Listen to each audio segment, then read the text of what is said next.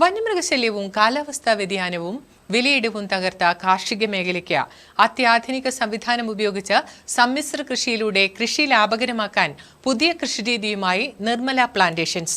കുറഞ്ഞ സ്ഥലത്ത് 365 ദിവസവും വരുമാനം ലഭിക്കുന്ന ഇസ്രായേൽ രീതിയിലാണ് കാട്ടുകുളത്ത് 2 ഏക്കർ കൃഷി പഠനശാല ഒരുങ്ങുന്നത്.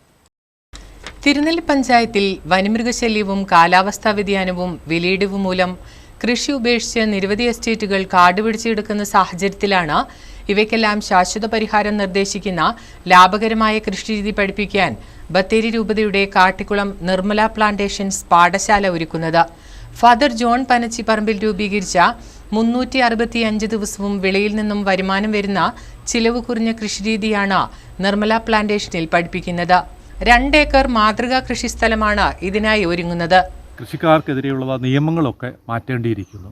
ആ രീതിയിൽ ഒരു ജനസമൂഹത്തിൻ്റെ ആരോഗ്യത്തെ നിലനിർത്താനുള്ള ഉത്തരവാദിത്വം കൃഷിക്കാർക്കാണ്. അപ്പോൾ കൃഷിക്കാരന് സിംഗിൾ ക്രോപ്പ് സിസ്റ്റത്തിൽ നിന്നും മൾട്ടി ക്രോപ്പ് സിസ്റ്റത്തിലേക്ക് മാറി ചിന്തിച്ച് പ്രവർത്തിച്ച് പുതിയ ഒരു കാർഷിക വിപ്ലവം ഈ മേഖലയിൽ ആരംഭിക്കേണ്ടിയിരിക്കുന്നു എന്നുള്ളതാണ്. അതിനുള്ള എഡ്യൂക്കേഷനാണ് പുതിയൊരു ഫാം നമ്മൾ ഇവിടെ ആരംഭിക്കും. 3 വർഷം കൊണ്ട് കായ്ക്കുന്ന തെങ്ങിനങ്ങൾ കമുക്, പ്ലാവ്, മാവ്, റംബൂട്ടാൻ, അവക്കാഡോ, ഓറഞ്ച്, നെല്ലി, ക്രാഫ്റ്റ് ചെയ്ത കുരുമുളക് മുതലായവ സമ്മിശ്രമായി കൃഷി ചെയ്ത ഇവയ്ക്കിടയിൽ ഇടവേള കൃഷിയായി പച്ചക്കൃഷി, കൂൺകൃഷി, തേനീച്ച എന്നിവ കുറഞ്ഞ സ്ഥലത്ത് കൂടുതൽ വരുമാനം വരുന്ന രീതിയിലാണ് മാതൃകാത്തോട്ടം തയ്യാറാക്കുന്നത്.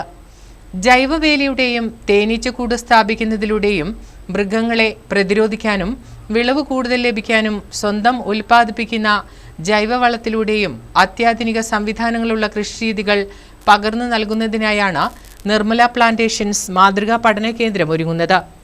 News bureau, Mananthavady.